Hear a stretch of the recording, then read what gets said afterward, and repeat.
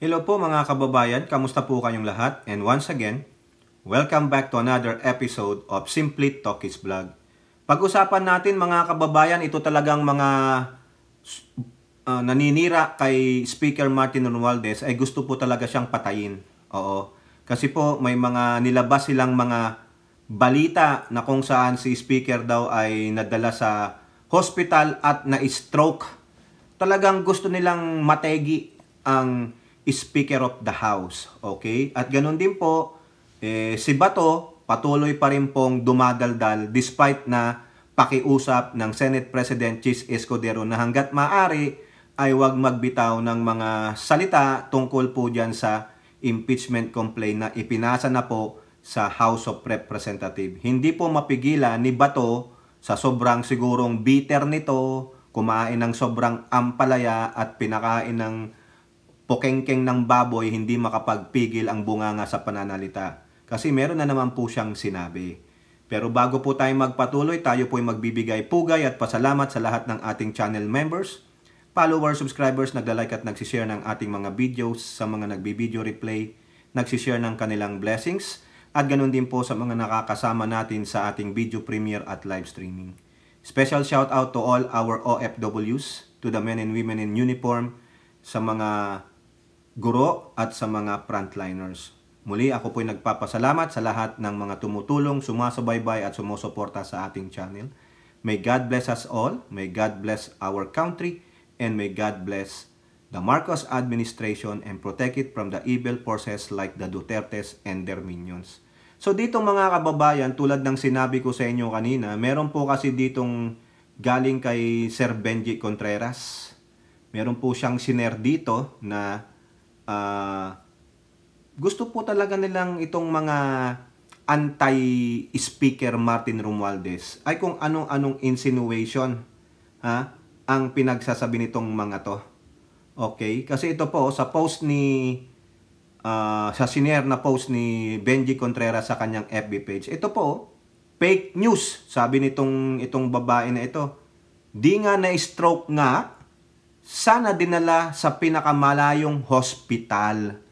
Oh, yan, no? Fake news po daw yan, no? Yan po yung mga komento nitong babae na to na nag-post niyan.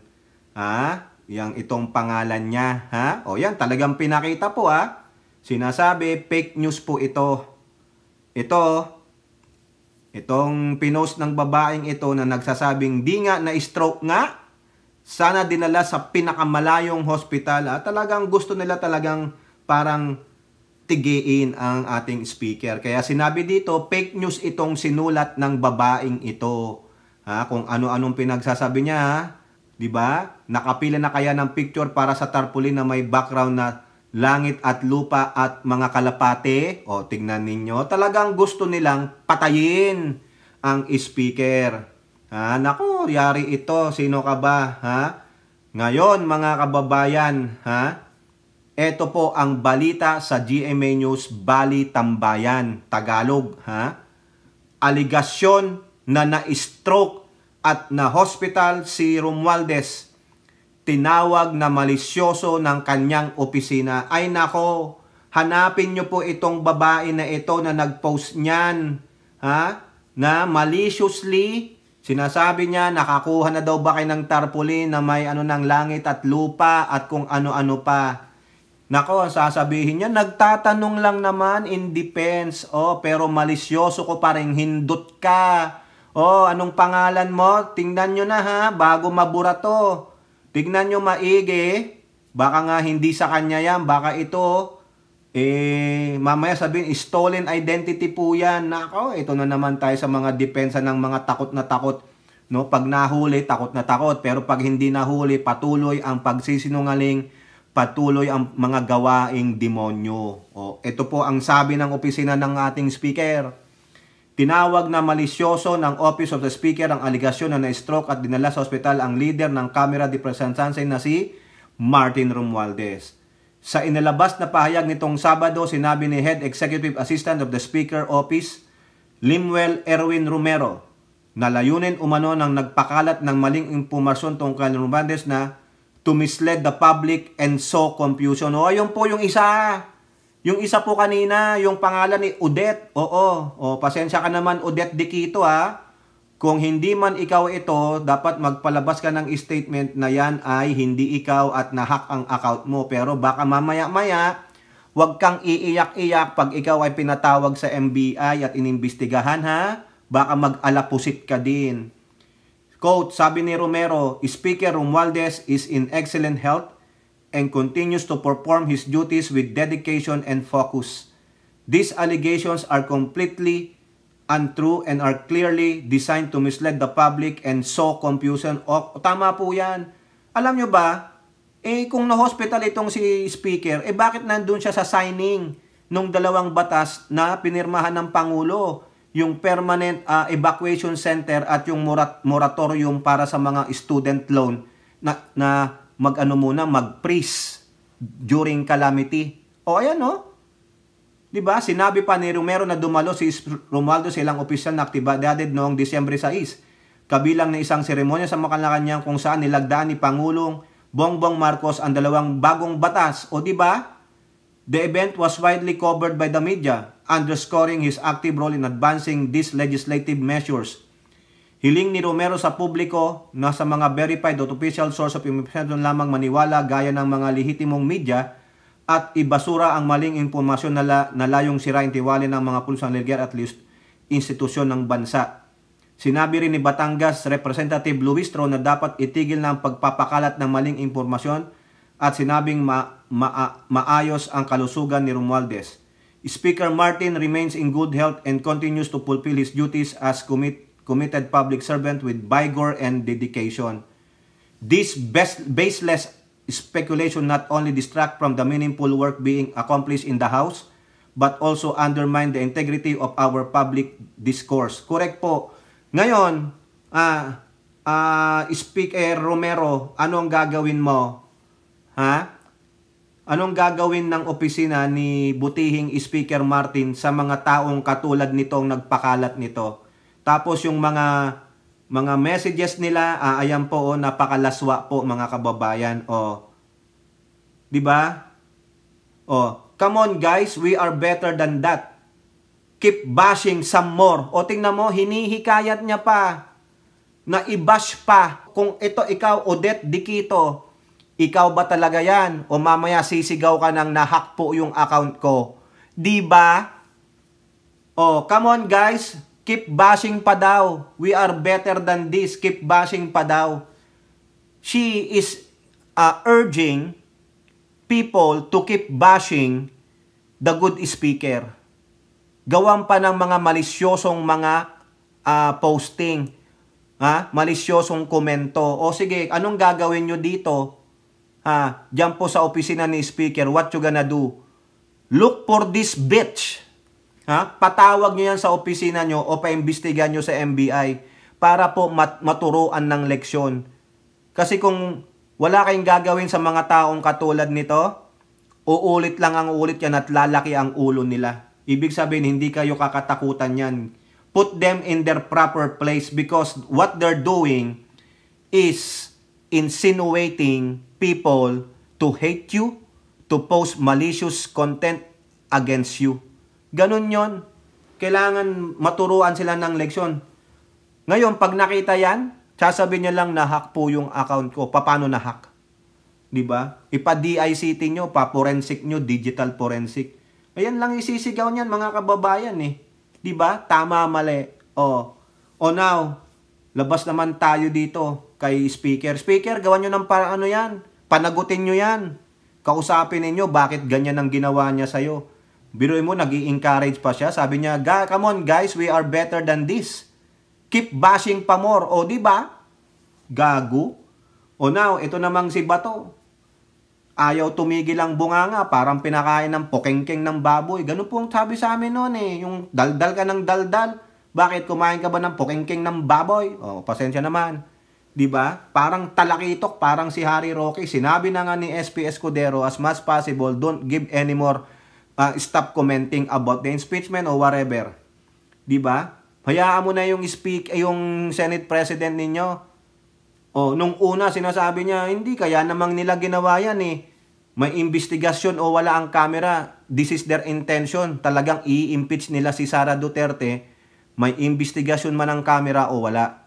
At kung ano-ano pa. Ituloy nyo na yan! Sabi niya pa dun sa mga mambabatas sa HOR. Ituloy nyo na! Ganon. O ngayon, anong sabi niya? Nung nababati ko sila, nung interview niya doon kay Karen Davila, sabi niya, bato, vows, objectivity. Impossible Sara Duterte impeachment trial. Objectivity daw sila. Oo. Ano ba ibig sabihin niyang objectivity? O, tignan natin, tanong natin si Google. Objectivity. Lack of favoritism toward one side or another. Freedom from bias. Ano yan? Lack of favoritism toward one side or another. Ibig sabihin, walang favoritism. Hindi ka magpi-favorite dito sa kabilang kampo o sa kabilang kampo. Kundi, nasa gitna ka lang. Free from bias. Wala kang bias. Naniniwala kayo doon? Naniniwala kayo kay Bato? Na magiging objective siya? Di ba? My God, I hate drugs talaga. Wala daw bias, walang judgmental, fair kami, magiging fair kami. Okay. Senator Bato de la Rosa on Friday assured the public, He is assuring the public. Wow, sabay kumabig. Alam mo, nagbigay ka ng mga pronouncement mo prior to that now, itong huling sinabi mo Gawin na ninyo! Talaga lang pinapersecute nyo si Sara Duterte. Meron mang may kaso, may hearing man o wala sa HOR, talagang papailan nyo yan ng impeachment. O ano pa mga kababayan, ang mga pinagsasabi ng ibang mga maka-Duterte dyan. Yung mag-half brother na Jinggoy at JB. Diba? Pinakita natin sa inyo, si Subiri. Sino pa? Si Nancy Binay, si Bilar. Yung mga kampi nila, yung mga Bilars, hindi nagsasalita, tahimik, pero alam nyo na. Si Amy, o yung mga magkapatid na Cayetano, si Bongo, si Robin, si Villanueva, si Tolentino, yan. Tahimik lang, pero alam nyo na saan ang mga loyalty ng mga yan, mga kababayan. Tapos sasabihin ni Bato, objective kami. Panakip butas Backtrack. Nagba-backtrack. Sabi niya, he assured the public that he would remain objective if the impeachment of trial of Pusit reaches the Senate. Quote, I will vote at the proper time. Right now, I cannot give you my vote. Maniwala kayo ang tao sa akin? Maniwala kaya ang tao sa akin? Sana maniwala sila. Hindi pa rin ako maniwala, Bato Talagang hindi ka naman makakaboto ngayon kasi wala pa yung impeachment. At hindi mo pa nadidinig yung mga oral arguments, lalo na yung mga prosecutors, sa iprepresenta nilang ebidensya. Diba? Pero alam na namin Hindi ako maniwala sa iyo Maka-Duterte kay, Duterte first.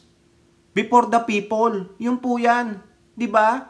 Acknowledging the political nature of the impeachment process, he admitted that senators' political affiliation would likely come into play. Tignan ninyo. Tingnan ninyo, how can you be objective? Paano ka magiging objective dito, Bato, if you are contradicting yourself here? You are giving another narrative here.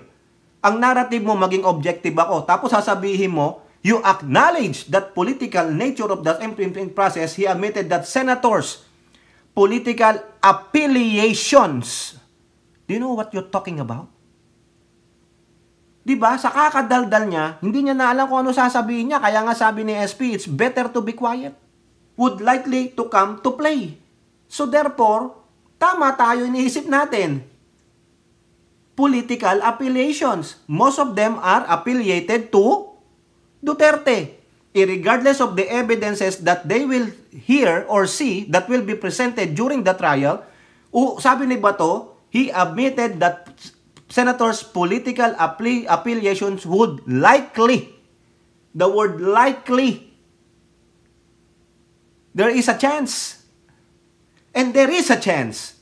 Hindi niya sinabi na muang wala Hindi, likely come into play.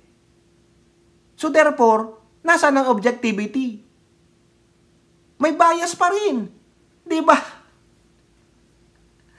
If you will be the judge of that, if you will be the juror of that, there should be no bias.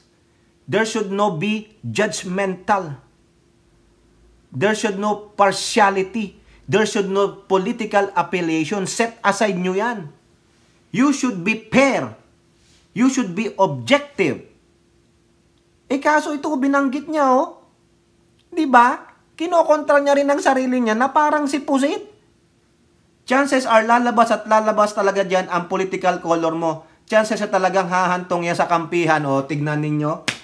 Sabay depensa na sinabi niya objective, magiging objective ako. Pero, lalabas at lalabas dito, ang kampihan sa political color, come on dude, lalo mong binagsak ang sarili mo at yung mga kakampi nyo sa Duterte. Nakita nyo? Ha? Grabe, oh. Paano pa siya magiging objective, mga kababayan? Nakita nyo naman. Diba? Pinakita niya na eh. Yung kartada niya eh, yung barahan niya eh. Kumbaga sa poker, wala kang poker face. You already, binaba mo na kagad, kita na kagad barahan mo, di pa man. Diba? Paano ka maging objective if you are telling there are sa political affiliations will come into play? Kampihan, wala na. So, wag na palang i-present kasi magkakampihan lang kayo eh.